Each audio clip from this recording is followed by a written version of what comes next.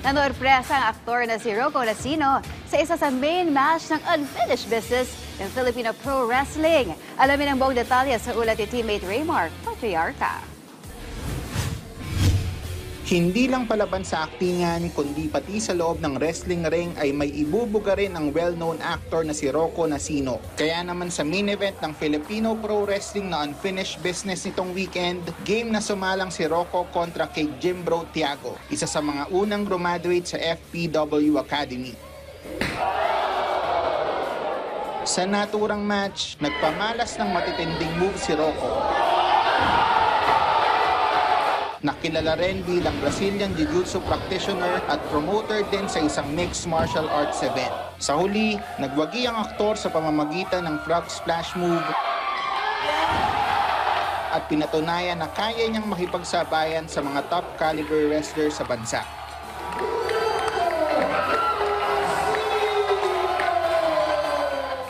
You gave me respect. Before we began, and I fought my heart out to prove something. With that, thank you. Ayon sa kanyang nakalaban na si Tiago, nakakagulat ang naging galaw sa ring ni Rocco. Game din siyang makasama muli sa ring ang celebrity na nagpahiwatig na posibleng sa susunod ay maging magka-tag team naman sila. Yeah, sobrang surprised ako sa sa performance. Especially na twice lang kami nag-training. And grabe, he doesn't move like a beginner. Kasi ang galing eh. Maybe nagmatter yung acting, yung Brazilian Jiu-Jitsu, sobrang galing. It's one of my favorite matches of all time. And to do it once again, but partners, I'd love to do it. Ngunit paano nga ba nasa katuparan ng celebrity match na ito? Ayon kay FPW President and Co-founder Red Oliero, mismong si Rocco ang nagsabing gusto niyang mag-compete sa loob ng ring.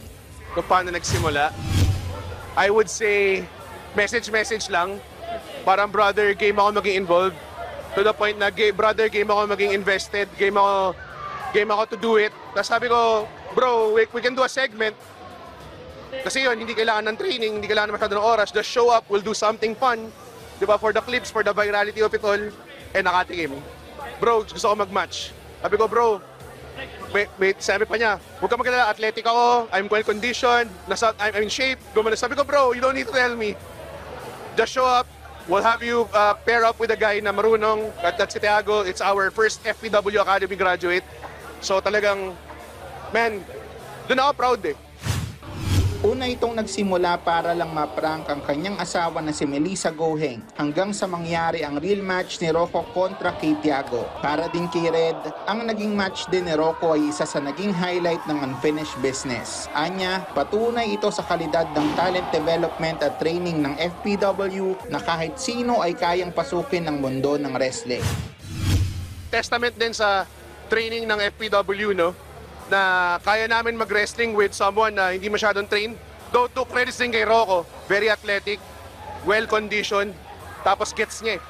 Gets niya yung performance, gets niya yung wrestling. So, doon ako pinaka-happy, totoo lang. One is safe siya. Pangalawa is like, hindi lang kumbaga parang hindi passing grade yung ginawa nilang match. Maganda talaga eh.